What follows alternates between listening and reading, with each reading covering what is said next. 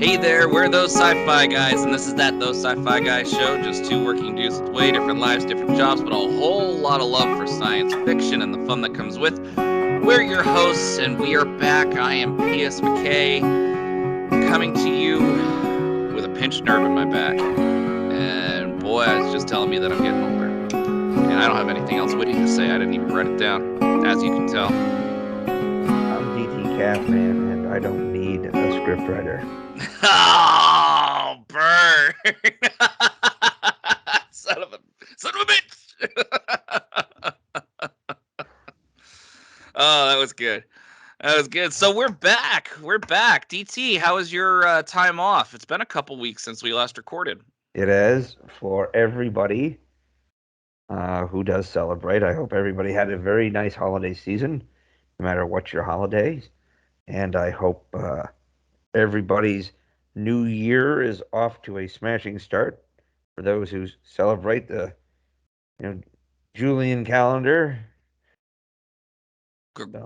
Gregorian calendar, I think. Whatever. They had to skip a couple months back in the 1500s because it was all off, and yeah, whatever. It's fine. Whatever. It's fine. The standard stuff that most of your paychecks have on it. Yeah. Yes. So DT, I'd be remiss without asking you how'd your break go?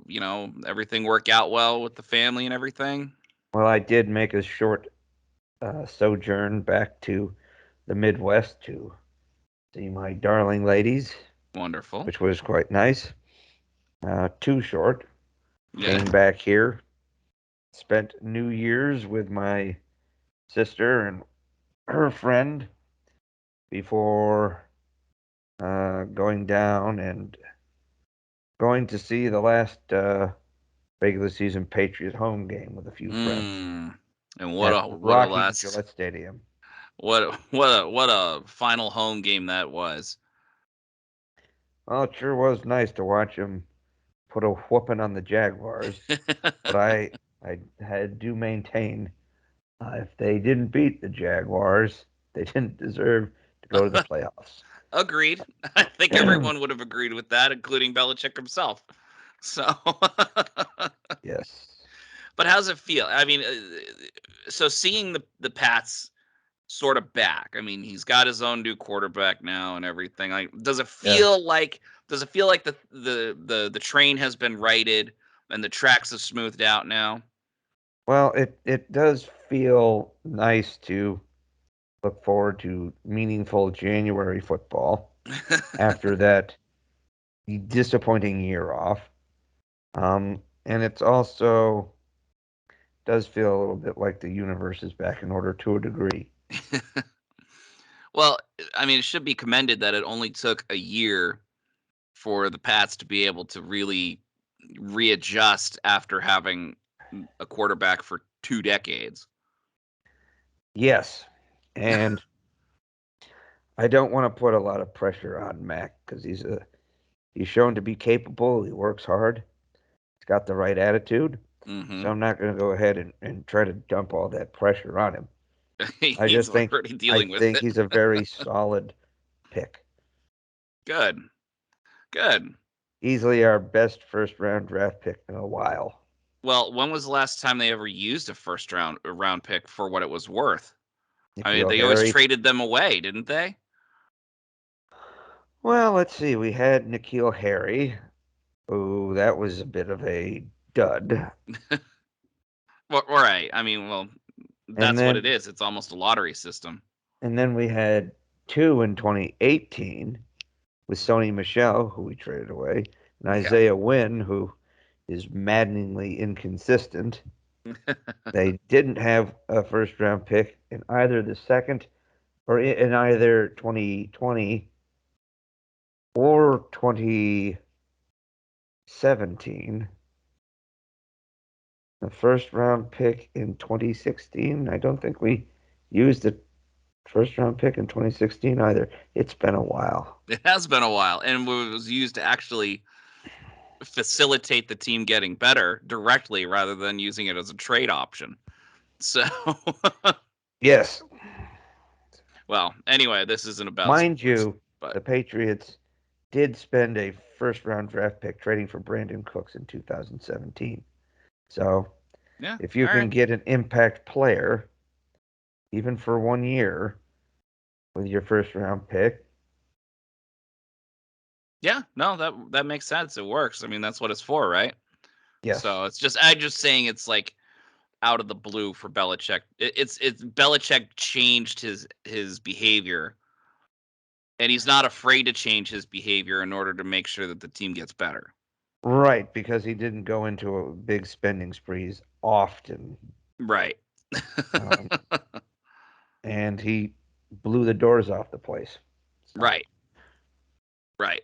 Exactly. So, well, that being said, I had a stroke. I spent my time between Christmas and New Year's in the grand state of Hawaii, which I love. Um, we were able to go to the Big Island, and it's really weird to celebrate New Year's in shorts. I've probably done that. No, I've I was definitely wondering if done you that. have. Yeah, it's weird. My It's my weird. my first trip to Saudi, yes, well, yeah, I was mostly in shorts. I did go to a New Year's party the night before where I was in nice slacks and a shirt, but Hmm. most of the time I was in shorts. Um, all the other New Year's I spent in the Middle East were not days wearing shorts. Um, That maybe, sounds terrible. maybe I don't know. Maybe one of the years in Texas. Maybe it might have been that warm, That could have been. Yeah, don't put it past Texas. Oh, I or did. at least warm enough that a kid who grew up in Massachusetts wouldn't mind wearing shorts. It could be like 50 degrees. It's true. That's true. I did spend New Year's in Miami in 2002 to 2003 for the USC Orange Bowl game. Yes. And so I traveled with the team there, and so I got to experience that then. But I was, a stupid kid at that point, so we didn't really think of it. Because it I gets know. cold in Los Angeles. You can't really wear shorts in LA, despite what Hollywood tries to show you. It's cold in LA at this time of year. Like Define cold. okay, so it'll get to high 30s at night, low 40s, high 30s. It'll be that way at about 7, 8 a.m. So you're getting up, you're putting on a sweatshirt, you're putting on slacks or pants or something. It may get to like low 50s in the afternoon at its highest point, but that lasts for maybe an hour, and then it gets colder again after that. And remember, it's a desert, so there's no humidity that keeps the warmth in the air. So Are you mansplaining the desert to me? no, I'm mansplaining to our audience. You know, of course. I'm just pointing out to the audience. So, but I mansplain with the best of them. Do you know what mansplaining is? Because I'd be more than happy to explain that to you too. No. That's not how you do it. It's like That's no. It's like you see what mansplaining is. It has to be more condescending. If you ask, it's only a tad less condescending. oh, that's true. And yes, folks, please do understand that two guys talking about mansplaining probably sounds like even more mansplaining. But I'll It say this: is. it is something I am desperately trying to make sure that I avoid. Um, Oh no, we lost him. Oh boy. you lost who? We lost you. We lost you at it is something that, and then you It is froze. it is something I desperately try to avoid. I'm usually a guy who likes to answer questions, so occasionally I will spout out something without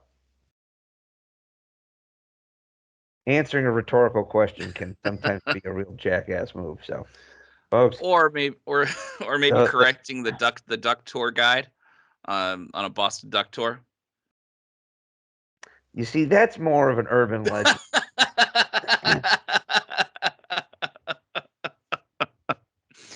Sure, the legend is strong, my friend. It is, but it's not true. So before we get started, we're going to be talking about Hawkeye and then kind of segue into Spider-Man: No Way Home. It is going to Both be a Marvel night. It will be a marvelous night. Damn it, you missed it. No, I chose not to. You chose not to. How is it that you play off your mistakes as if you meant to do them every time? Lots of practice. All the practice.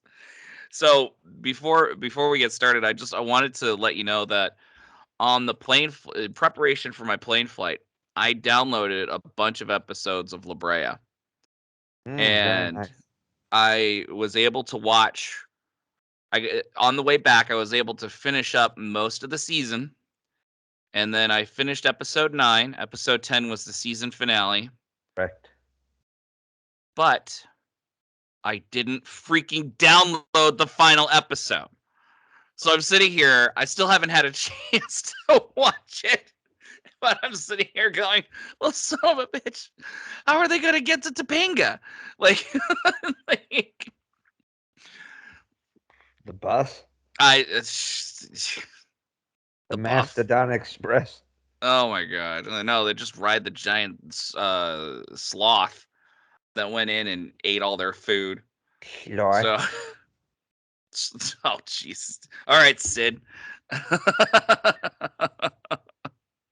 So anyway, I just wanted to say, per your recommendation, I quite enjoyed it. So thank you for that, and I will be You're finishing welcome. it up this week. So very fun, and I like how they make fun of themselves as being like another Lost, another version of Yes. Lost. Like, Yes, it is. but they're meta about it.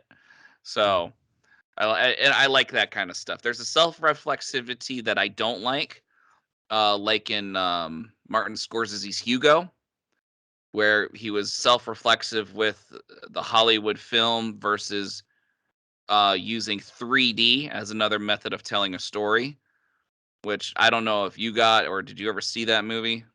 No, No, I don't violent, recommend it. It's violent enough terrible. for me.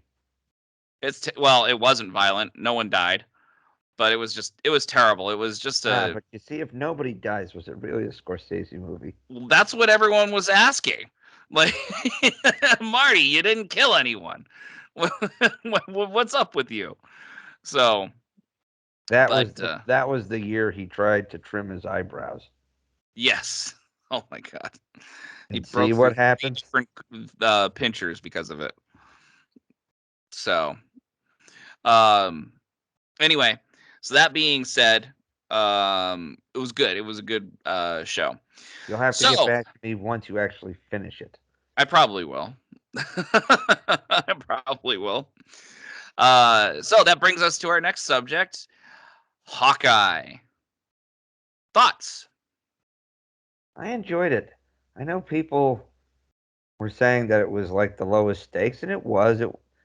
There was no, Universal destruction. even Falcon and Winter Soldier had some fairly international level of strife with that. You You mean the know, destruction of Western society? well, Falcon and the Was Winter. that what the problem was? Was that what they were trying to do? Well, it was what was it? The relocation plan or whatever it was. Yeah, I mean, there was definitely an attempt to like stop, to like seriously hinder government agencies. So Falcon and Winter Soldier had a very much Captain America Winter Soldier vibe, that kind of level. Yeah. Um, but with some other much more, with the also the added impact of fallout from Endgame, as well as the you know Sam and John Walker trying to take up the mantle of Cap. Plus Bucky's uh, uh, quest for redemption, and of course Zemo's dancing. Yeah. I was saying, I think we talked about how I liked that in Falcon and the Winter Soldier, they didn't just sweep Bucky's past under the rug and have him be okay mentally. No, but and this is also what you saw with WandaVision, Mm-hmm. with Loki, and with Hawkeye. With Hawkeye. No, there was no past sweat. In fact, it was a lot dealing with people with the impact of decisions, Mm-hmm. which of course you get to see very clearly in Hawkeye and actually in Spider-Man. Yes, So, this is true. so there seems to be a theme of consequences in this. Well, that's actually a good point because all right. Let's talk about the theme and then let's talk about some of the things we liked and some of the things we didn't, which I'm going to tell you right now, there's not really anything I didn't like. I just saw one missed opportunity, but I understand why they didn't do it. Um, but the situation with consequences, which what was the biggest lament about the early DC movies under Zack Snyder? Super dark, not a lot Super. of, not a lot of, well, both in tone and color scheme. Yes. There wasn't a ton of positivity. No. Superman, who's supposed to be this relatively hopeful hero, for the most part, it was pretty. Well, the color scheme was washed. It had almost that washed color that they showed like Band of Brothers and Saving Private Ryan with. Yeah. Yep. It almost seemed like that Matrix. kind of, yes, as well as just there wasn't as much hope. And No. which is ridiculous because they make that whole thing about what this symbol on his chest means. Yes. Good answers. Not what I was going for. One of the biggest laments was so much utter destruction and so much loss of life. In particular, Man of Steel. Um, I mean, hundreds of thousands of people have had to have died in that movie, right? Well, that's kind of where Captain America Civil War is impacted, Right. you Well, know. I mean, in and that's true. And Marvel kind of glossed over, but they also didn't. They kind of glossed over the consequences of these big fights and stuff, but they also didn't show mass destruction of people like Man of Steel did. I mean, the closest they got to it was Sokovia. Like only 178 people died in the Battle of New York, believe it or not, which seems shockingly low to me. What can I say? I'm okay. Cap put together a good plan. He did. Yes, he did. Um, so with the way that the Avengers were able to, or Marvel was able to mitigate the problems, they didn't have a lot of fallout until Sokovia, which is right about the time when, we started seeing the changes in the DC movies, where it was Batman versus Superman in 2016. And they made a point to have all that destruction happen in an Why did abandoned they say island. their name? Yes, exactly. Exactly. And, Talk about a and missed opportunity. so it's interesting is DC went for less collateral damage in 2016, but in 2016 Marvel went for more purposefully, which led us into Civil War. Well, And it was all the consequences from Age of Ultron, now that I think about it, that caused the Avengers to split up, allowed Thanos to be able to get the stones, which allowed half the universe to die, which now we're dealing with all the consequences from that. well, look. And one of the things that you hear, you see throughout superhero movies, comic books is that sometimes heroes create their own villains. I think that's most of the time with Marvel because they're always fighting each other. Well, There's very little bad guy fighting. well, there's also in most of these Marvel movies, the hero is fighting like a mirror opposite of them, like Mm-hmm. Black Panther versus Killmonger, Yep. Iron Man versus Ironmonger in the first one, Yep. Captain America versus the Red Skull. Yep. Hawkeye versus Scarlet Witch. Not Witch. Black Widow. I haven't been drinking, I promise. I have been, and I'm very ashamed of you. You should be. No, it was Hawkeye versus a bunch of Russian street thugs. Who, can I Bro. just say, can I just say, they were pretty entertaining.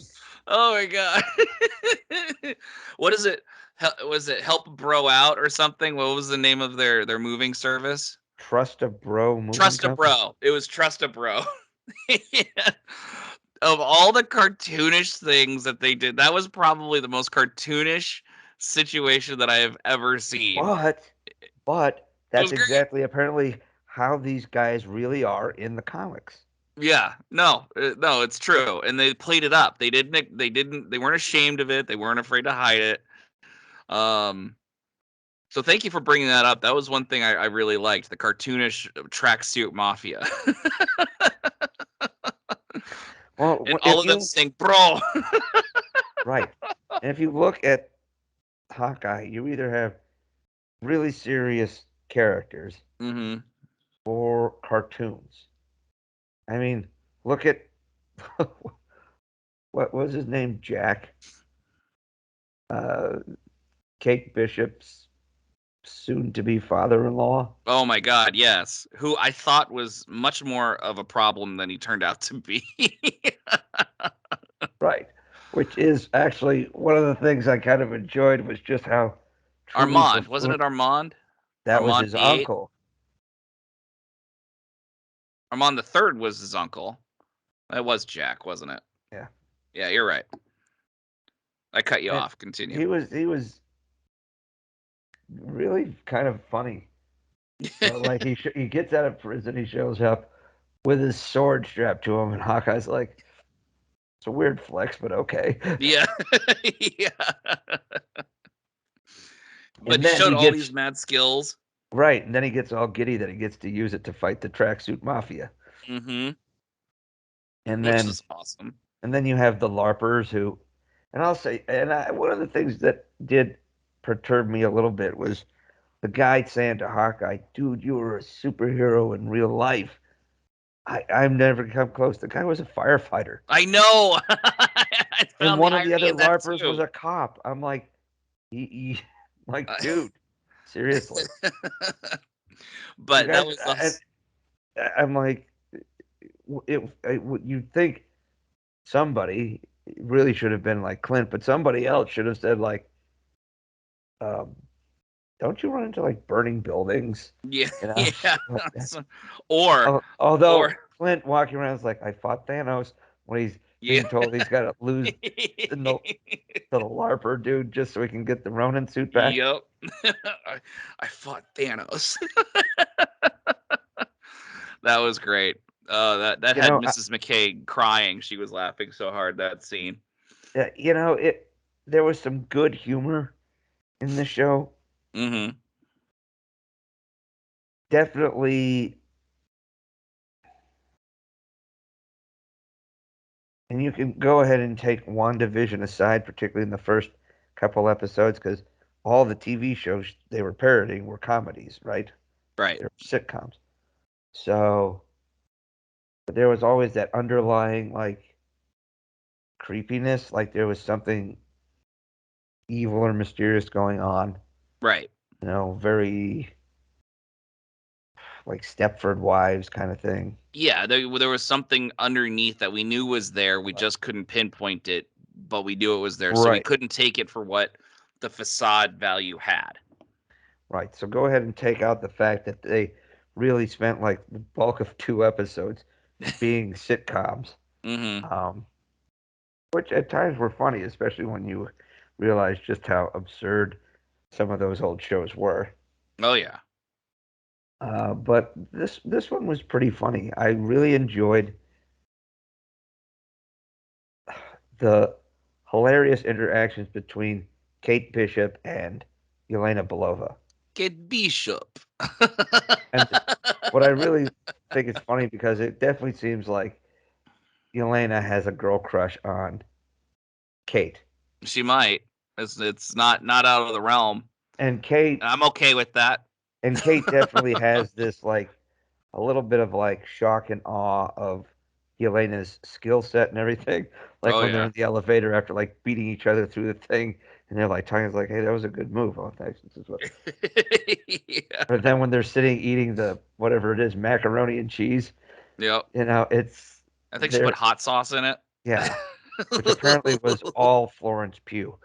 Good Apparently for it was. her. Yeah, so it was it was enjoyable. They definitely had some real gritty moments. Echo Maya Lopez. That's that's a hard story. Mm-hmm.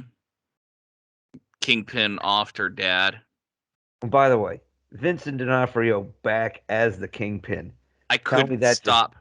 I couldn't stop fanboying and turning to Mrs. McKay going, "Isn't he so menacing? Isn't he so dangerous? Isn't he so great in this role?" And I'm sitting there looking, I'm like, did they make him bigger than the I Netflix thing? And I then think they did.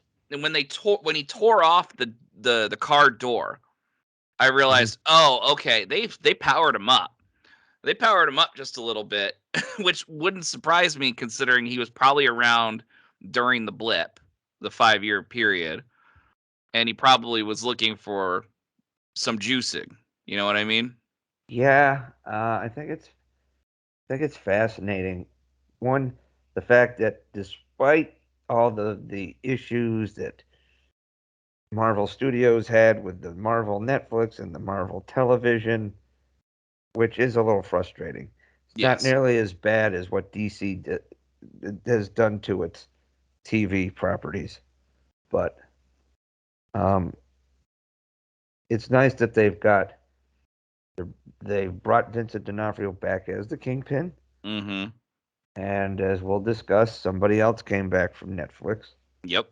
and it sounds like there's more on the way, Oh, so many more. which would be neat. I personally would like to see a couple of people brought in from Agents of S.H.I.E.L.D. That's just me. I liked Agents of S.H.I.E.L.D. I know they're basically doing everything possible to wipe the thing from canon, but With the multiverse, it still technically is there. Phil Coulson lives. I mean, yeah, I mean it's still there. So it's very easy to see how it would be a side universe very similar to our own, but not quite, if you know what I mean. Wouldn't it be neat if Phil Coulson showed up in the multiverse of madness That would be so great. And you probably ruined it and for all of basically us now. acting like he was in phase one of the MCU, where he's Oh like, yeah. "Hi, I'm Phil Coulson. I'm an agent of Shield, and Mm-hmm. you know, I'm gonna be like the liaison to the Avengers out of Oh, like we some like you. different. You're coming with us. Yeah, that'd be neat. So back to Hawkeye. Hawkeye, I think they did a pretty good job of expanding the Marvel universe, and this was all street level. Yeah, I This liked. was kind of like a little bit like Daredevil Mm-hmm. in that respect. But really, aside from a little bit of maybe the Kingpin has, maybe taken a super soldier serum Yeah, and because we and know it's pim around. Pim particles. That's possible too. That no, I mean those are like the only things I can think of that they really showcased that Mm-hmm. was really outside the realm of normal stuff A believability factor, so to speak. for the most part. Yeah, I I mean, Yeah. Yeah, I agree with that completely. I enjoyed the fact that it was such a street level story. I found it interesting to see Clint. They finally showed him being more human. Like, I've always had this theory that he has this low grade power, superpower, which makes him being able to, fire arrows without looking at something. You know what I mean? But he obviously doesn't have super strength. It's just super sight and like super, I honestly intuitiveness. think he's just highly trained. And I have no proof with my theory, and Now you could absolutely be correct. there could be something there. In the Ultimates, they talked about how some people like Hawkeye and Black Widow had a low grade power of some type, but it wasn't like Oh, fully fleshed out. Um, but that's where I got that idea from, and I like using that. But I thought it was interesting seeing his vulnerability physically, and especially it with was the kind of close to home. I mean, he's out there lying down with like ice on both his knees. yeah. He's going deaf in one ear. I Yep. mean, it was a little real at times. It Uh, was, yes. I mean, he was getting the shit beat out of him all the whole time. Uh-huh. It kind of goes back to the conversation he and Laura have in the farmhouse in Age of Ultron, where she's like, "I see you with these gods and whatnot." And he's like, "What? And you don't think they need me?" He's like, "No, I think they do, Yeah. but you're only human, you hmm know." And there's a point to that. His physical and emotional and mental toll of being an Avenger, of being an agent of S.H.I.E.L.D., of being Ronin definitely took its toll on Clint. You could see that. He was having like a stress issue during and PTSD episode during uh, the Rogers musical, Yep. Which which, by the that's a whole way, thing in and of itself. it I'm not a huge musicals guy, but they did get some Broadway dudes to write the song, They did. and it was sad. I'm a little ashamed to say it was catchy. It was catchy. You know what else? I read an article, I read an interview of them where they were like, Kevin Feige came to them and they go, "You never say no to Feige." And he goes, "I need you guys to write a Broadway quality musical, but not have it be good." Like, and they're like, "Okay, so we gotta work within these margins of having it be enjoyable, but also having it be a little schlocky to the point where Hawkeye would get irritated with it and walk out." Well, by bringing in Ant-Man, they sure as hell did. Which they also attributed to the idea they did that on purpose because they wanted to show how much the news press gets big facts like this wrong. Like something as huge as Ant-Man was not around when the Battle of New York happened. No. Well, no one cares. Someone probably reported that he was, and they just went with it. You Or know? it's one of those things where it's like, we need to spice this up a little bit or add a little more humor or Yes. something to it. True. True. But anyway, but Clint being so human and so vulnerable, I found that interesting, especially when he was able to get out of it with the Chitauri. He was able to get out of it with a bunch of robots. um I mean, he almost got killed, let's be honest. Every And time. Rise of Ultron, not Rise of Ultron, Age of Ultron. Age. But this time is when we actually see major damage being done to him and how he has to cope with that. Um, Yeah, well, there's no magic healing machine that makes a laser shooting vibranium robot like like in Age of Ultron when he got No, put in the little healing machine. this is Nope, true. he's got like frozen vegetables taped to him. So, What I what do you was think? Okay, go ahead. Go Go ahead. ahead. No, that's fine. What were Well, you I, saying? I was going to skip to the end and ask you what you thought of the ending, but if you had something else you wanted to add to it, now's the time.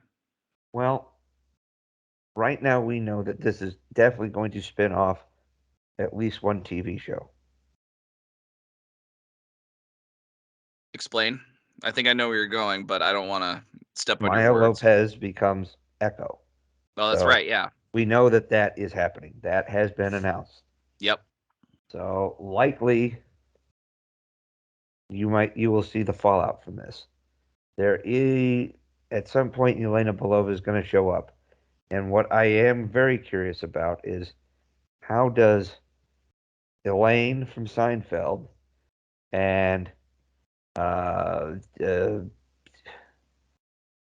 Kate Bishop's mom. I mean, because at the end of Black Widow, it kind of looked like Valentina hired Yelena to kill Clint, Yes. and then it's you see that Yelena's hired by Kate's mom to kill Clint.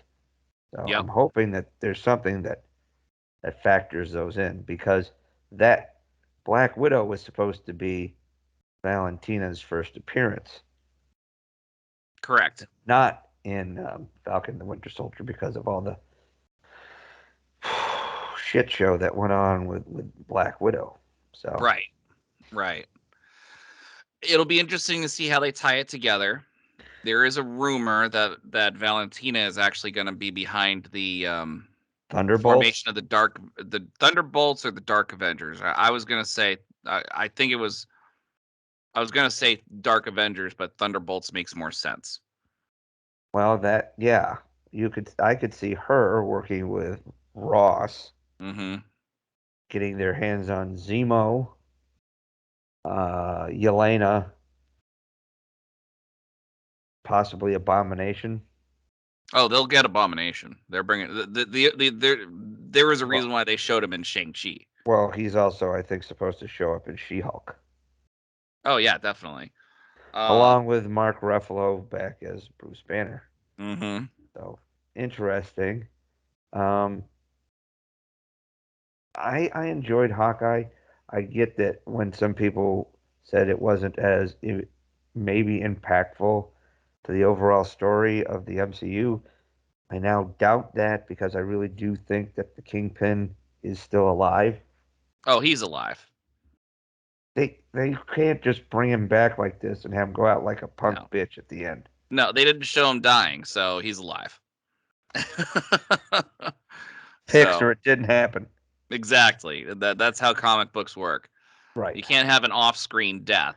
You just can't. But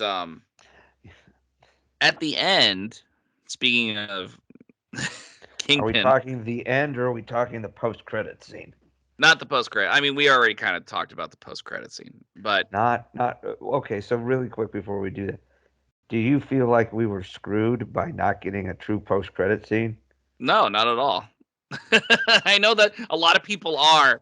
I'm a little bit more forgiving in that circumstance. Well, I was kind of thinking that maybe we would see like somebody sitting in the audience, like, you know, I thought, okay, well, they're going to do it, and then there's going to be somebody else watching that might lead us to think like, That would have been cool. or maybe like Rhodey sitting in the audience going, "Man, at least I was already in the MCU at this time. Why am I not in this?" Or something like that. Hmm. Kind of thought you might, I thought they might pan the audience and you'd see somebody watching it like Hmm. Kate or something.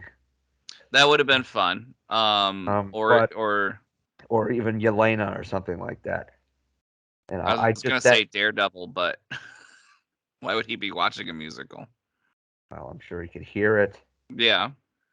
So I don't know. When they started doing that, I laughed. I thought that was fun. So I was like, all right, well, we're gonna see somebody else.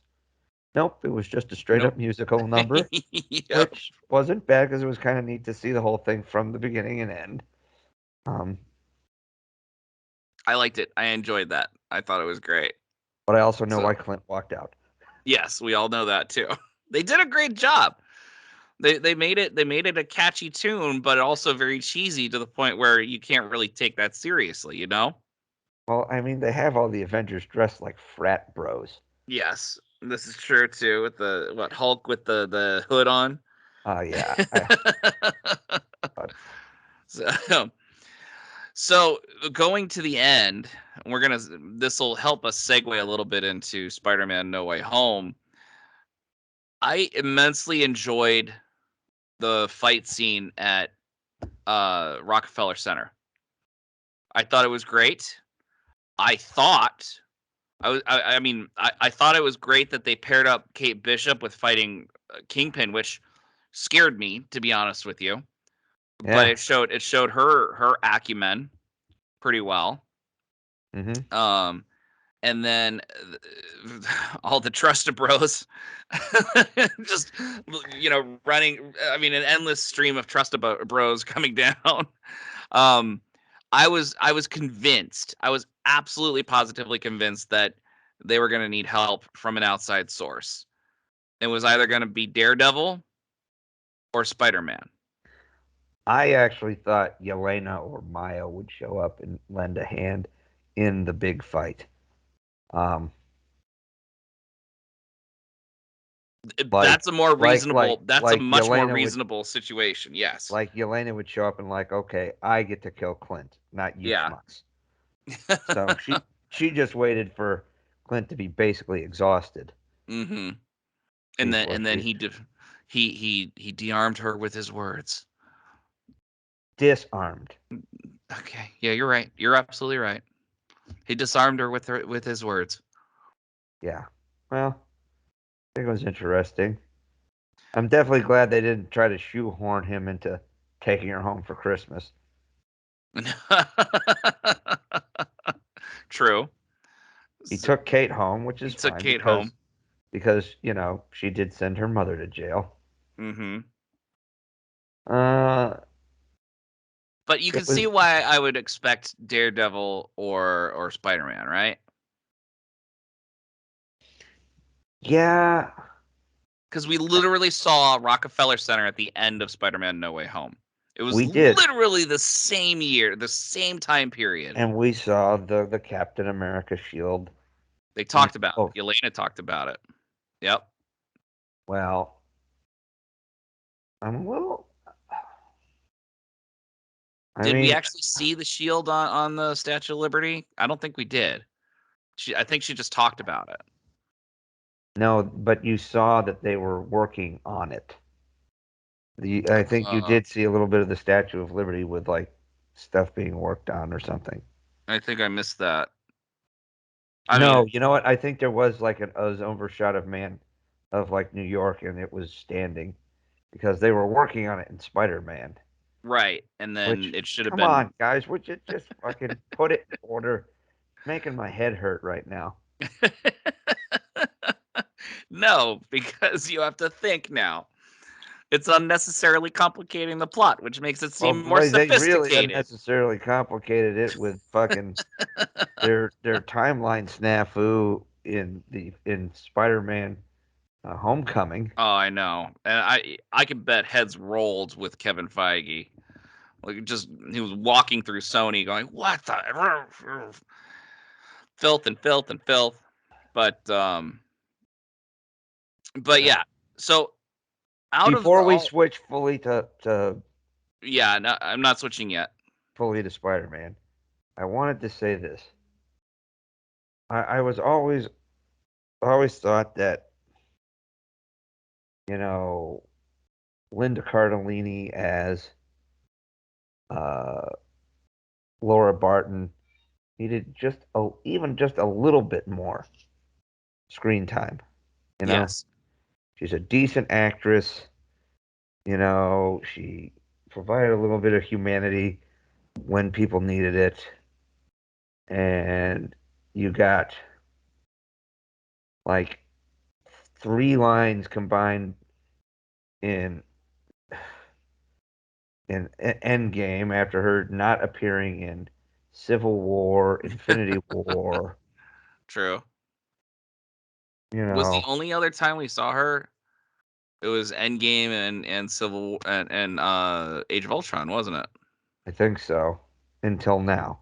Yeah. Which, and again, she was still. I didn't think she got a ton to do, but they started dropping hints in the phone calls when he starts having her run like traces. Mm-hmm. It's And like, oh, she's got a past. do you know what the significance is of the watch? I had to have someone tell me. I do now. I Yeah, didn't catch it. she was Agent 19, who was Bobby Morse, Mockingbird. Mockingbird. So there's questions: is Laura Barton like did she change her name? Is she really Bobby Morse? Is the number kind of like 007 or something like that? Right. It's like, oh, okay, you're 19 now, and then when you retire, somebody else is 19. But what this does tell us is that Laura Barton was an agent of S.H.I.E.L.D., Yep. and apparently a very capable one Uh-huh. who retired. She married Clint and started having kids. All totally respectable, which I liked. I Still liked would have been cool to see her pop out with like a pistol and like smoke some dude to yeah, bail Clint out just once. with a couple batons maybe. Maybe a baton or maybe something. Um I did feel I've always been a fan of hers. And I'm glad that they gave her some kind of they explained a little bit of or they hinted at her history, which only tells me that they plan on having her be more extensive in the future. Somewhat. Anyway, you hope that means you see a little more of her. Maybe she maybe she helps Clint train Kate or something like that. You It's know? got to be right. I mean, Um, they're agents of Shield. They know combat. She's all self taught with all these different disciplines, and Kate Bishop is because she wanted to be a superhero. So you know, I liked Haley Stanfield as Kate Bishop. I thought that was a good casting choice. I thought she played pretty well off of Jeremy Renner. Jeremy Renner, the constantly put upon version of Hawkeye, yes, but yes. his guilt about being Ronin and his efforts to try to protect people by getting rid of the suit, that was powerful. And then now you start seeing that this could spin off either Kate Bishop becoming a member of the Young Avengers, or she could, you know, or the next Hawkeye series, which, by the way, they basically hinted that he just was going to have her call herself Hawkeye. She was Right. cocky about a name. So maybe season 2 of Hawkeye. I don't know if they've confirmed many Hasn't been seasons. confirmed yet, Right. I know. I think they said WandaVision is not getting a second season. which makes sense because that was a big one-off thing. I don't think it doesn't look like Loki will be. Maybe Loki will get a second season. No, no, they said at the end of the post Oh, credits, that's right. And of course, Falcon and the Winter Soldier will be Captain America and the Winter Soldier. But they said which they will return, so no one knows if it'll be a season 2 or this will yeah, be we in don't know this what role. proposed Captain America 4. I think it's Captain America 4. That's what it is. Well, the good news is that they're all tied together, sorta. Yes. So what bothers me too is I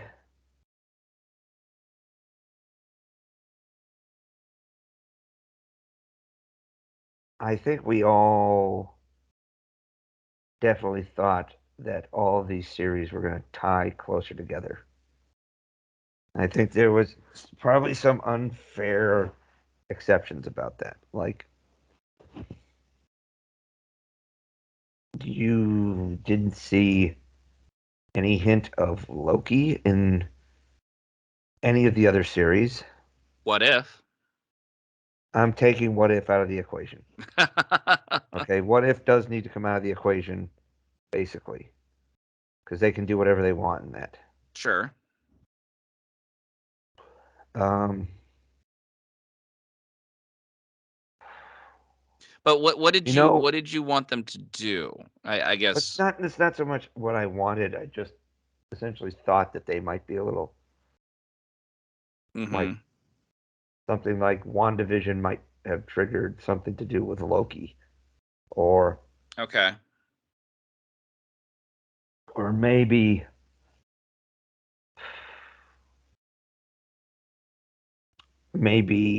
Hawkeye, or like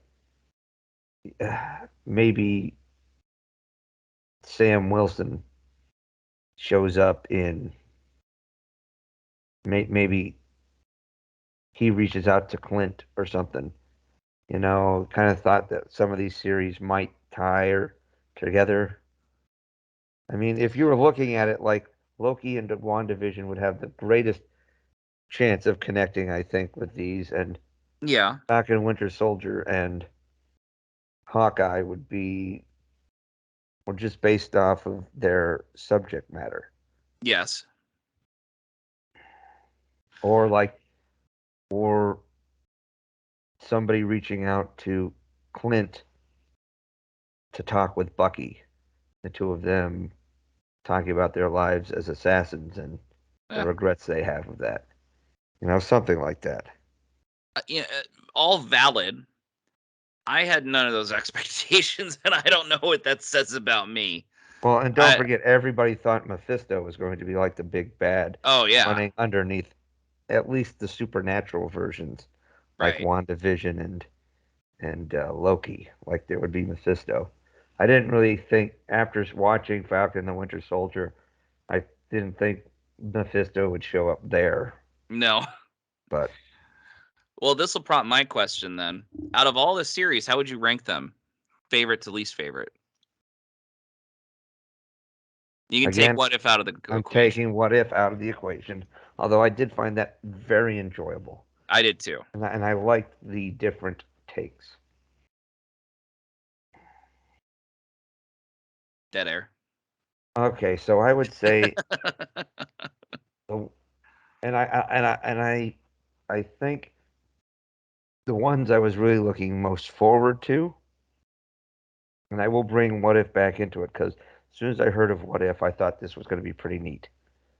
So I'll say that I was really looking forward to that one. But still, I think I was looking forward to Falcon and the Winter Soldier the most. Mm-hmm.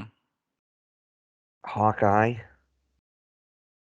because I thought, well, he doesn't have, he's the only one of the original without a solo movie, so I thought he deserved a shot at it. Yep. Jeremy Renner's a pretty good actor, so I thought that would be good. WandaVision and then Loki. I was not upset. I was very excited for all of them. But I think that would be the order of what I was looking forward to. As far as order of what we got, WandaVision kind of kept you on the edge of your seat. I'll say that. That Falcon and the Winter Soldier were kind of tied for me because again, I really liked the idea of Cap or like Sam and Bucky Mm-hmm. and everything that was going on with that. I liked. Well, I mean, when they started naming off cast members, you're like, how many villains are going to be in this movie? You have Zemo. You have. Uh, you knew there was going to be a problem with the U.S. agent when they announced him. Mm-hmm. You knew that. And another thing that I thought might have been a connection would be like Thunderbolt Ross at least showing up with Hawkeye, Falcon and the Winter Soldier, and maybe WandaVision. Yeah. Oh, they're saving him for She-Hulk. Probably. Red Hulk. So I don't know. I have enjoyed them. And you don't have a ranking? Not really. All right, I do. So what I was looking forward to the most was Falcon and the Winter Soldier, followed by WandaVision, followed by Hawkeye, followed by Loki. And I was least looking forward to Loki. I mean, I was gonna give it a shot, obviously, but I was least looking forward to it because I wasn't sure what to expect. And I'm sitting here going, yeah, he's a great villain, but why do we need a whole TV show based around him? All right, that was my thought. Because nobody can get enough of Tom Hiddleston as Loki. Apparently. After watching it, after watching everything, my order and favorite to least favorite, not meaning that the least favorite is bad. Okay. I want to be clear. I'm not saying my least favorite is bad. These are just my favorites. All right. Least favorite, Falcon and the Winter Soldier. Next up, WandaVision. Then Loki, and my favorite was Hawkeye. Very I'm cool. shocked. I am shocked. Which, I don't know. I take that for what you will. But Interesting. I mean, they're all good, by the way. I want to be clear about that, but that's how it settled with me after this year of Marvel Studios TV shows. 2021 gave us so much Marvel. And it felt like it didn't. Well, we got 5 TV shows. Yes, we did. We did. We got 3 movies. Yep. Including easily the most anticipated movie, Spider-Man. Spider-Man. Eternals was a new direction. And I didn't see it yet. It was a very diverse cast. Mm-hmm. And of course, it had some pretty big name, actresses anyway in the movie. Yep. But then you also had Shang-Chi, which I was found good. enjoyable. It was good. It wasn't groundbreaking in my opinion. Not in the same sense that Spider-Man No Way Home was pretty groundbreaking. It was universe breaking. It was universe breaking. Shang-Chi was enjoyable. He is an enjoyable character, and I look forward to seeing more of him. And by the way, we also need to have Awkwafina by his side the entire time. So I am not usually a big fan of Awkwafina. I can really understand not. some people can only tolerate her in small doses. I am not one of those people. She sounds like she smoked a case of cigarettes before each. Quite possibly. But I don't hold that against her. I'll say this, as the movie went along, she got a lot more tolerable. Yeah. Because you might say she grew on you. I'll say her character seemed to mature, which was good, because everything else I've seen her in, I've wanted to put my head through the TV. Oh, wow. Hey, man, but that's just me. Okay? That's just you. That's fine. That's fine. I'm not going to lie. No, I want you to tell the truth. That's okay. That's all right. But we got a lot of Marvel this year. Spider-Man. We all knew it was because they dropped a big bomb on us when we finished the previous Spider-Man. Mm-hmm. And then when they said, well, okay, so no Tony Stark, and now no Nick Fury, right? Because spoilers, by the way. Well, all the spoilers. Yes, sorry. Well, I mean, there's no spoiler of knowing there wasn't going to be Tony Stark. No Tony Stark. No, I'm just setting the stage. We're going to be talking everything on this one. And we're going to have to do it in about 20 minutes, I think. 20 to 30 minutes. We can. So Spider-Man, good. No. Spider-Man, good. Better. Spider-Man, great. And there you go. That's it. Yes. There you go. There. No. Spider-Man, good. Spider-Man, amazing. And then Spider-Man, great. Because he was amazing. It was Okay, truly folks. amazing. So Spider-Man breaks the Spider-Verse, the multiverse, whatever it is, and he fucks with Doctor Strange's spell after asking for his help because of, as I've mentioned before, heroes create their own problems in a lot of Yes, ways. rather than Now, going to the acceptance department uh, to see if he could protest or make his case that he could go into MIT. but he was still being hunted. I get it. Okay, the kid was doing his best to protect the people he cared about. Mm-hmm. Road to hell is paved with good intentions. So that's a fact. We all know it. It's a tough one. Get that. Spider-Man is a great character. Tom Holland is fantastic as Peter Parker in Spider-Man. Yes. He is easily the most believable Yes. as Peter Parker in Spider-Man because one, he was the youngest by Yes. far. Tobey Maguire was in, I think, his late 20s, and Andrew Yeah. Garfield was like nearly 30. And Yeah. he was very spastic to me. Who? Andrew Andrew Garfield? Garfield? Yeah. Yeah, a little bit. I didn't really find those movies or that version of Spider-Man to be my cup of tea. The movies weren't bad. Amazing Spider-Man? Yeah, the Amazing Spider-Man movies weren't bad. They weren't bad. Actually, the first one was pretty darn well made. Very well done. Again, I didn't yeah, want it to but exist, but but before Raimi, it took Raimi 3 movies to overstuff. They yes. overstuffed. They overstuffed the second one.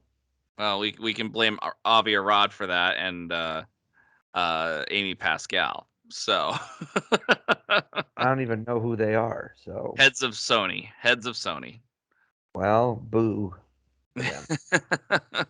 Well, they did this major thank you at the end of the credit scene for the master, the visionary that brought Spider-Man to the screen, Avi Arad, and I'm like, dude, he nearly killed Spider-Man too. So don't give me that. Um, I thoroughly enjoyed this movie. I thought it was perfect, the perfect amount of fan service. I loved seeing Willem Dafoe back, and I loved seeing They Doc were Ock, all good. Alfred Molina. They were all Alfred, great. they were all very good versions of Hmm. theirs. Jamie Foxx was a much better version of Electro. Oh yeah, and yeah, he was great. I enjoyed him a lot better in this than I did in TASM 2, The Amazing Spider-Man 2, TASM. That's what So they call it on the that internet. yeah, We're on the internet, dude. You gotta speak internet. and I'm speaking. Bleh. Okay, again. So who were the villains? Green They had Goblin, Green Goblin, Doc Ock, Doctor Octopus, Sandman, Sandman, uh, Thomas Hayden Church, right? Lowell from Wings to Yep. me. Yeah. Uh, Electro, Electro from TASM 2. And then the uh, Lizard. the Lizard. Is that it? Was it just the five? It was just the 5. It was very close to a Sinister 6, but it was better that they just left it at 5 because that's all because they couldn't do they couldn't do for important purposes they couldn't bring Harry in. Um from either the Amazing Spider-Man or the Raimi universe. Well, no, they definitely weren't going to bring in James Franco because he's been canceled. Yeah. Uh, and I can't stand the guy who did the Dane other. DeHaan. That Yeah, was Dane DeHaan. Yeah. thou name shall not be spoken. He, it was he fun to looked see that all though. he looked like Gollum, A little bit, yeah. and He was in Chronicle. He was great in Chronicle. Did you see that? no, fortunately. Oh, you should. You should see it. It's good. Hey, I don't threaten you. Oh, wow. Okay. So Michael B. Jordan was in Chronicle too.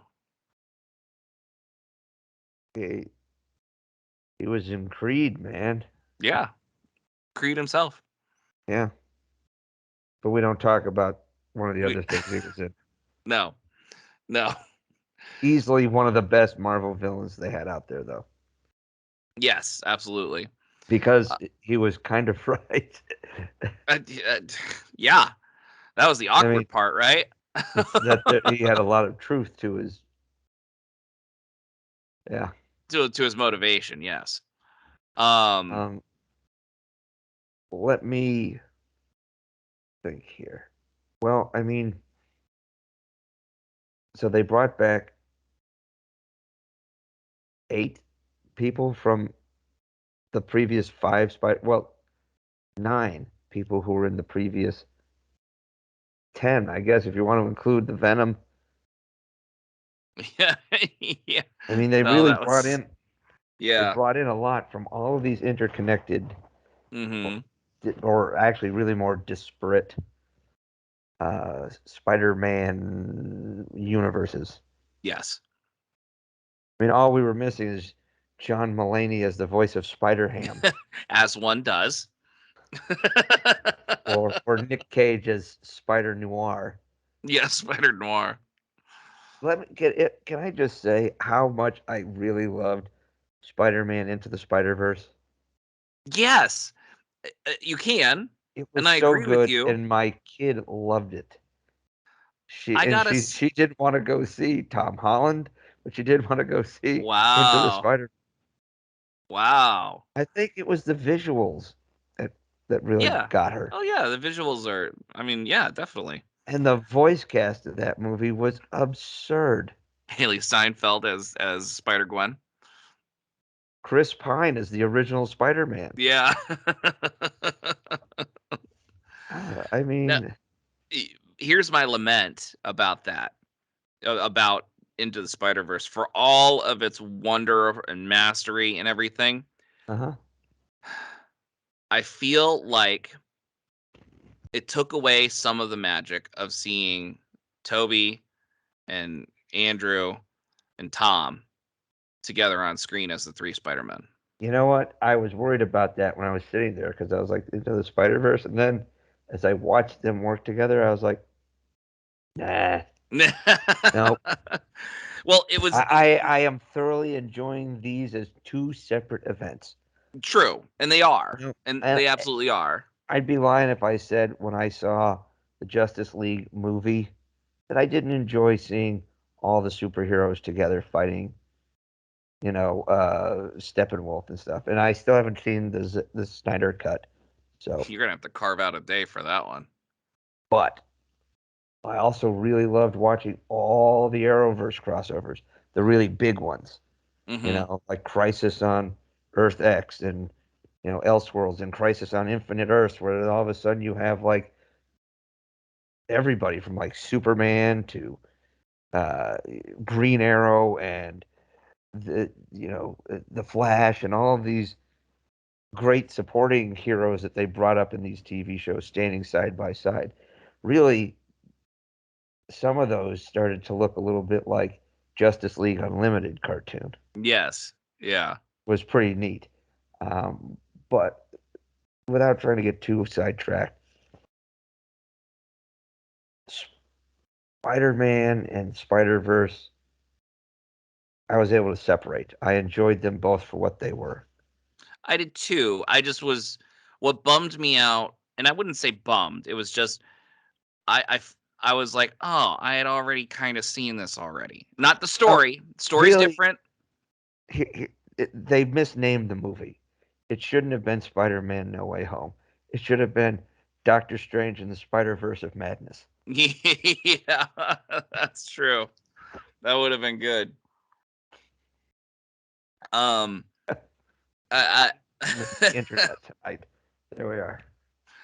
So, but it was great seeing. I love the introduction of seeing Andrew first, and they're looking for Peter Parker, and he climbs up onto the ceiling, and Ned's mother, grandmother, is like, "Can you clean up the spider webs in the corner there?"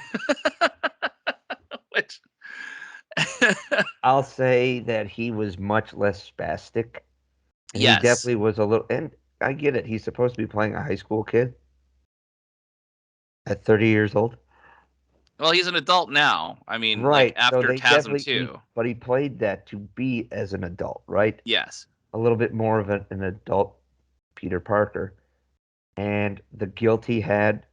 Oh, the scene of him saving Zendaya was pretty good after he had that emotional thing about not being able to Mm-hmm. save Gwen. And I thought that was pretty neat. That was a nice way to do it. That was good. It You was good know, closure for him. because you also got to see him have that closure. It wasn't like a, hey, yay, we win high Yeah. five things. It was like you get to see like this relief and this almost like weight lift off his shoulders. That was a really Mm-hmm. great scene. We're just seeing Tobey Maguire as like a late 30s, 40-year-old Spider-Man. Yeah. Mid-40s actually. Right. But you know what I know he's older than that, but I think but an adult Spider-Man Yes. trying to really he was trying to mentor the both of them. Right. He was a father figure in a sense, and what I liked about it, a couple of the meta things, which I thought were fun. How he starts complaining about his back, Right. Well, because acting he up. hurt his back in real He, life. he hurt his back in real life playing Spider-Man. I think in the first movie. Because in the second movie they allude to his back being hurt when he fell down the building and because his powers gave out. Yeah. Um, and that was fun seeing Andrew crack his back. um, They the really did allow them to do there was definitely a few moments they put in there just to see the two or three of them play off each mhm, other, yes, which was definitely enjoyable. And while someone could accuse it of a little bit of fan service, it was definitely fun to see because they definitely played their Spider-Man the way they played their Spider-Man, hmm, and they were true to their version, which was appreciated. yes, Because I have a lot of love for the Sam Raimi ones because that's what I won't say I grew up on because they came out like when I was in college, yeah, they but did. they were ones that I was very much into. Hmm. I really enjoyed them. Now, what But I'm hoping for is an appearance by Bruce Campbell soon. oh well, that's gonna be in the multiverse of madness. Oh Um, yes, because Sam Raimi's got that one. But Sam rumor has Raimi it, and the multi Bruce of madness. the multiverse of madness. Oh my god. Two for Oh, two. there's too much to talk about. Um, the other thing was I liked was the meta thing was when Doc Ock sees Toby and he goes, "Hello, Peter. How are you doing? Or how are things going?" And Toby honestly answers, "Trying to get better every day," which I found to be an interesting thing because I think that was his allusion to him trying to work his way back into Hollywood's good graces again. I Because think he, it was a line from one of the earlier movies, though, much like Willem Dafoe's I'm something of a something scientist. aside just myself. Oh, I was the only one who laughed in the theater when that happened. Well, I definitely found myself laughing at things in that movie that people around me weren't laughing at No. because either they were missing some of the jokes. Yes. Um, but I thought that was interesting. I honestly felt that was, and I could be wrong, but it was a nice little thing because it sounds like Toby is interested in coming back again, and Andrew, and There, yeah, and there's a rumor that we're gonna see Andrew in the Multiverse of Madness. yeah, that's floated around a lot. I think I would still prefer if it was Toby Maguire instead. No, true, but this made me fall in love with Andrew's Garfield all over again. With Andrews Garfield, you mean he also played the Orange Cat? You know exactly what I'm talking about. Yes. So with Garfield's Spider-Man. Um, but oh shoot, you made me lose my track because I messed up. Um, did you do the homework on this for this movie? Did you watch all 5 Spider-Man movies before this one, leading up to it? No. Oh man, I made my family do homework on this. Right after Loki ended, I made the family watch the first Raimi Spider-Man, and then we worked our way through, and it was literally 2 days before we were seeing No Way Home, and I made the family watch TASM 2 starting at like 10 p.m. on a Friday night, or it was like 10 p.m. on a Saturday night, the day before we saw the movie. And Mrs. McKay and McKay Jr. figured it out. They were devastated by Gwen Stacy's death, and That they was were, from the comic books. yes, it was. They were really appreciative of No Way Home and what it did, and I would say they should be appreciative of me for forcing them to watch it all to to get that.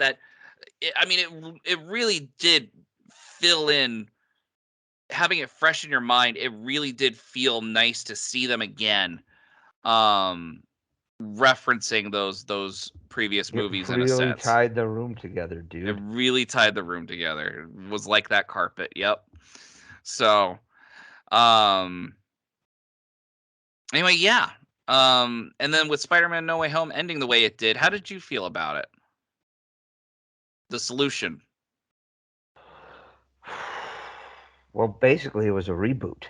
It really was. It kind of ended on a sense that if Marvel and Sony couldn't get their crap together, that That was it. that was it, and the Marvel universe would just move on. And Doctor Strange would forget Spider-Man. They would all forget Yep. Spider-Man. They would all forget. Well, that's the thing, though. They didn't. They just forgot Peter Parker. Yeah, whatever, I still. know, it's a little But they weird. could have also forgot Spider-Man. I think with an edit, they could have easily said, just forget Spider-Man. Right. I think that was in the cards. You know what I mean? Right. So here's what I did. Here's something I liked. I thought, like, when we saw Peter at the very end trying to get coffee from MJ and Ned comes in, I almost thought that they would be dating. That crossed my mind too, actually. Yeah, I'm kind of glad they didn't, because then it that would be leaves it on a weird. more hopeful message, Yes. because he leaves with a smile on his face, having seen his best friend and his girlfriend, and seeing that she's still wearing the necklace. And there's it would almost seem like there was manufactured drama, Yes. like that whole crap in Spider-Man 3 with Harry and MJ when he's got amnesia or whatever. Yeah. That was wholly unnecessary.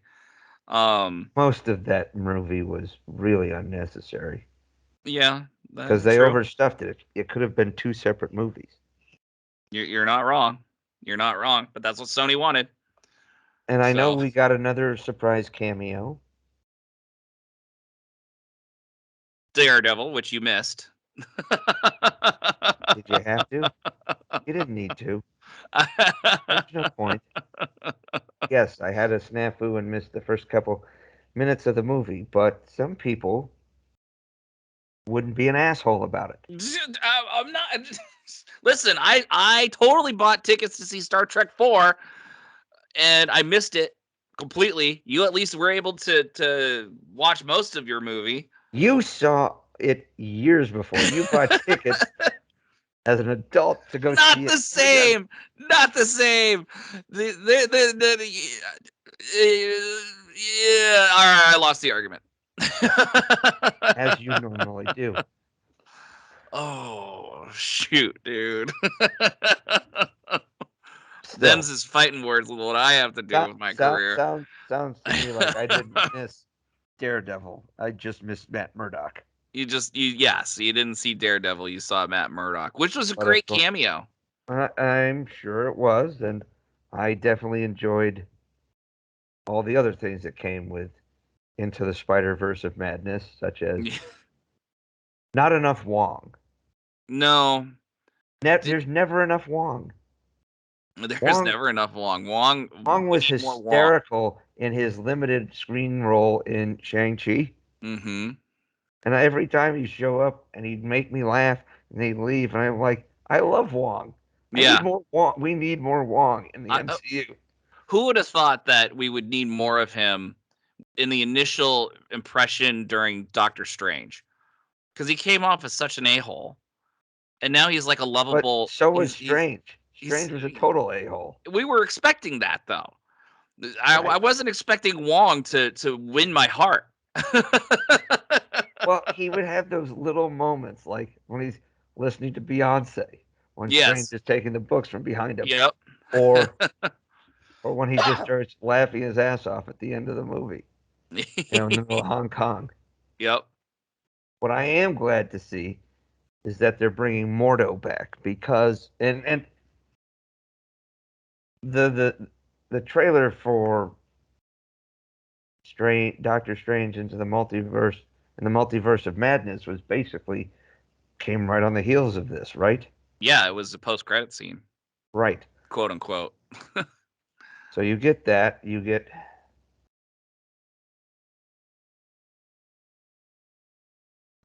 so we get a lot to unpack in this movie. All right. So you have if Matt Murdock is in this and Daredevil's in Hawkeye, then that's coming. Okay. Yep. They're gonna meet at some point. You mean Kingpin? Kingpin's in Kingpin, Hawkeye? yes. And Matt Murdock's in Spider-Man, so that's coming. And these two are only set weeks apart. Mm-hmm. Then you have the fracturing of the multiverse. It may be not the multiverse, but at least the Spider-Verse, and they put cracks in the space-time continuum, which Yes. WandaVision, Loki, Spider-Man, they have all caused fractures to the multiverse as a whole. Yes. Mm-hmm. You have time variance. You have Reality bending. the reality bending, the Darkhold, and the Scarlet Witch, and now you have the Spider-Verse, multiverse, and Strange has got some shit to deal with. Yes, he does. So he's going to see Wanda. Mm-hmm. And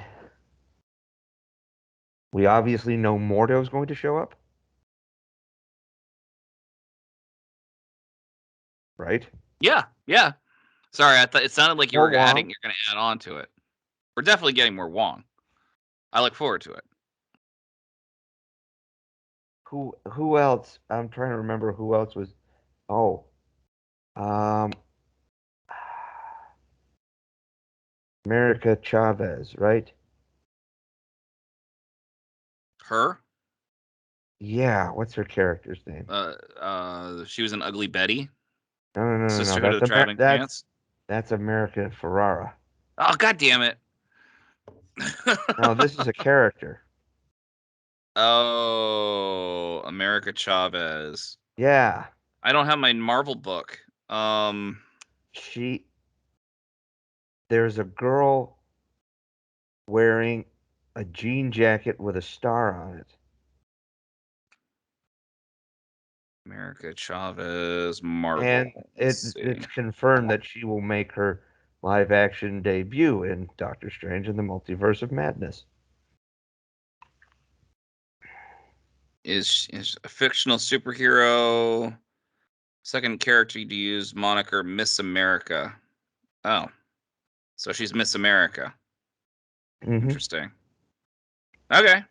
This is the first time I've heard about her. But we'll get to see her. Good. That'll be fun. Yep. Makes me wonder if we might, in this movie coming up, if there's a Spider-Man. We say there's rumors that Andrew Garfield's Spider-Man might be in this. Well, that's the Interesting. thing. That's the thing, because Toby and Andrew both had such a great time working for Marvel Studios. It kind of brought their it made them love Spider-Man again, and rumors are Toby might be in for another project. Andrew is rumored to be in the Multiverse of Madness, and we'll see. So I hope, because I'd love to see more of Andrew. I'd love to see more of Toby. I mean, they both are great. They're both fantastic. It would be fascinating if we get to see cameos by other current MCU actors or former MCU actors. We see We might see Tom Cruise as Iron Man. Yeah. What? Yeah, no, seriously. They're talking about? There's a rumor that in another universe, Tony Stark was, well, not played by Tom Cruise, but they would have Tom Cruise play Tony Stark from another Because that's universe. who they thought would play him in a '90s version of the. Yeah. Hey, the internet abides, man. I was just saying you might see like Paul Bettany have a cameo as Vision if It would be Wanda's nice. involved, or Catherine Hahn as Agatha Harkness. Agatha's getting her own show. She is. There's some interesting things to be made out of this, so I'm curious.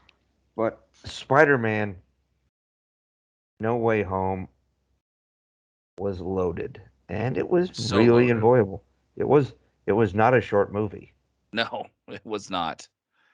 Um, Everything from killing Aunt May to Happy Hogan and his Vincent Vega haircut.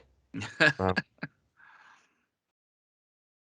the return of J.K. Simmons as J. Jonah Jameson. mm-hmm. I will say this. All of that was fantastic. I took the death of May really hard.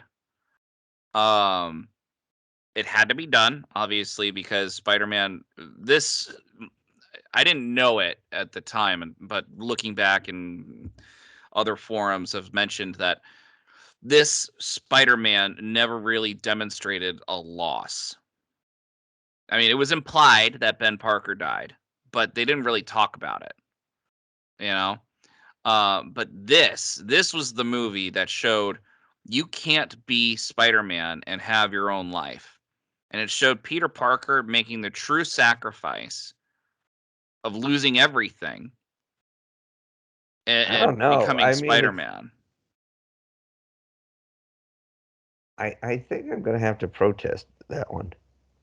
You think so? Well, I I mean, mean, it's you not saw my how idea. we I mean, spent it's an entire movie with him dealing how to get over the loss of Tony Stark. yeah, and that was a father figure to him and everything. But it Mm-hmm. wasn't but he was also reliant on Tony Stark too. Whereas, now he's on his own, baby. He has no Stark tech. He's he's got Yeah, literally what the fuck happened literally to all the latex Stark tech? damage control, baby. I mean, he can't have Stark tech because the world forgot who Peter Parker was. I mean, That magic, a wizard did it, literally. still, Literally, like, a wizard did it. So I mean, how many Spider-Man suits did he have? I mean, he had the he original from Berlin. right. He He had the got black and red one. right from Far From Home, and he had the Iron Spider. Yep. Yeah, the Iron Spider, which and he still should have had the suit from Far From Home. Oh, maybe that got destroyed. I think that got destroyed. Far From Home. Well, it looked The like the Iron black one Spider. from Shield that Shield gave him. Oh yeah, that one too. That's 4 outfits. Yeah. And now that he's got the original, they don't show it very well. They don't give him one still shot, but I mean that is the truest original comic form version of the Spider-Man suit. I really like the one from Civil War and the beginning parts of No Way Home. No, no. Homecoming. Yeah. I did too. I thought it was great, but again, Stark Tech. No, So again, money for movies. Somebody that has to have. too. They gotta have a new armor, a new outfit, a new whatever to sell toys. Yes, that too. But I don't know. That was, I felt that I loved the movie. The ending was bittersweet to me. For seeing all that sacrifice that he had to undergo. I also know that part of it was motivated by Sony in case they can't work something out with Marvel, but they still are. It's just a little bit more open-ended now. So yeah, it's got to be now. We left it that way. Yeah. So, but overall, I mean, it was a great movie to watch. I mean, if you're a fan of the other Spider-Mans, you're gonna. This is such a great treat. It's such a great treat. And you get to see development of the villains more development of the villains, more development of the original Spider-Man. I mean, they did it. I don't know how they pulled it off. Same way, I don't know how they pulled off Infinity War and Endgame, but they did it. Easy. Yeah. Mephisto is controlling the MCU. I could do this all day. So, or how's it go? I could do this all day. Yeah, that was way off. So, well, you are wearing what appears to be like a hooded sweatshirt, so I think you're good for that show. Yeah, it's a blanket, but because I'm California cold. Good movie, great movie, excellent TV show. Or hopefully getting some marvelous stuff in the 2022. Very near future. Yep. A lot coming down the pipeline. Yes. So. Plus, in the event that you're a bit starved for Marvel content, stay on Disney Plus and go watch the Book of Boba Fett. Oh, yeah. I didn't tell you, but when that came out last week, I was able to watch it within 10 minutes of it first going live. Because in Hawaii, it came out at 10 p.m. On Tuesday night. So I was able to watch it right away. It felt scandalous almost. So, but maybe we should talk about that next week. What do you think? By then we'll be about 2 episodes in. Well, yes, episode 2 dropped today. Mm-hmm. It's only a 6-episode series. Maybe we should just wait till it ends. All right. Well, yeah, we could do that too. So, well, we'll figure that out. Otherwise, really, it would just be 3 episodes. The Book of Bob Fett. No O, Accountant. 1 T. Accountant too. Yeah, really, the Book of Bob Fett. In receiving. So, all right. Well, I think that brings us to the end. What do you feel? You think we're good, DT? I think we are. All right, perfect. Well, that means that's the ultimate ending. So, until next time, folks, we'll keep you keep dreaming, we'll keep working, and so long. You can work too, though. All right. Oh, you want to talk about working? You want to talk about working with this podcast? Not you. Yeah. You say we keep working. That's true. We do keep working. You, the audience, you can keep working. Oh, yeah. So you can afford internet to listen to our podcast. This is true. A bunch of lazy, No, they're not. Our people are obviously not working. They're paying for their internet to listen to us. This is true. I think I'm going to ruin this for everyone. So you usually do. So why don't we just say you all have a great night, a great week, and we'll see you on the high ground.